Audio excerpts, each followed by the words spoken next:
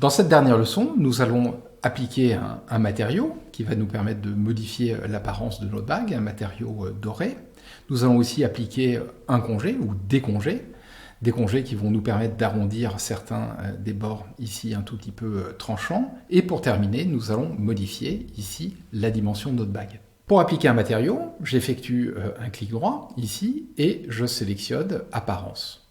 Donc Apparence, A, ici. Donc une fenêtre s'ouvre et j'ai la possibilité dans la bibliothèque d'aller chercher un matériau. Donc je sélectionne, je tape ici Or et là j'ai un matériau or poly que je peux venir glisser, déposer sur la bague directement.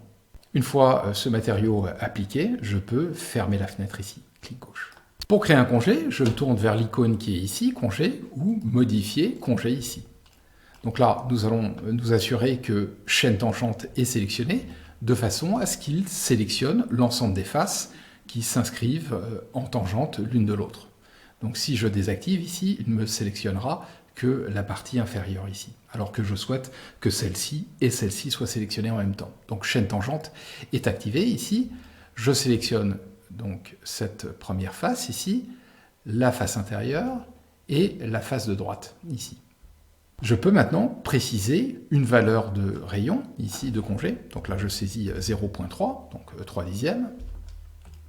Et j'ai possibilité éventuellement de rajouter à la sélection une face. Pour ça, ici, CTRL et clic gauche pour sélectionner cette face ici.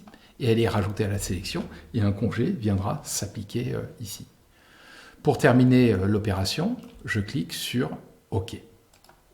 La création du modèle est maintenant terminée et j'ai hâte de voir comment celui-ci se comporte à la modification de la taille de doigt.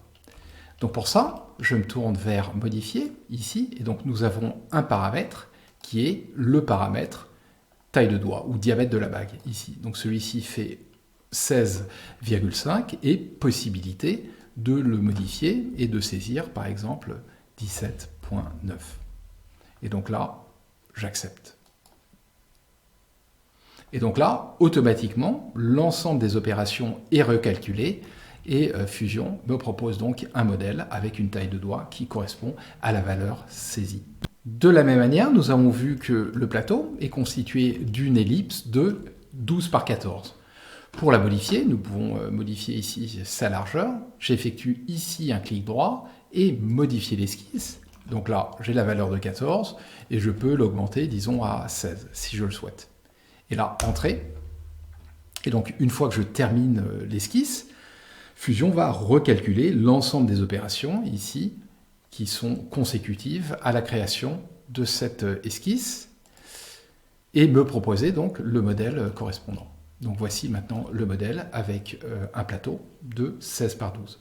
Pour revenir en arrière, nous avons la possibilité d'annuler donc cette modification. Clic gauche ici et clic gauche une nouvelle fois.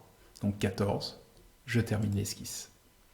Cette mini-formation premier pas dans Fusion 360 est maintenant terminée. Nous avons réalisé une chevalière et par son biais pris connaissance de la manière d'appréhender une telle problématique dans le logiciel. Nous avons vu que le logiciel dispose de fonctionnalités qui nous permettent de préciser des dimensions qui, si modifiées, vont changer automatiquement le modèle final. C'est un des aspects qui fait de Fusion un logiciel particulièrement adapté au métier de la bijouterie.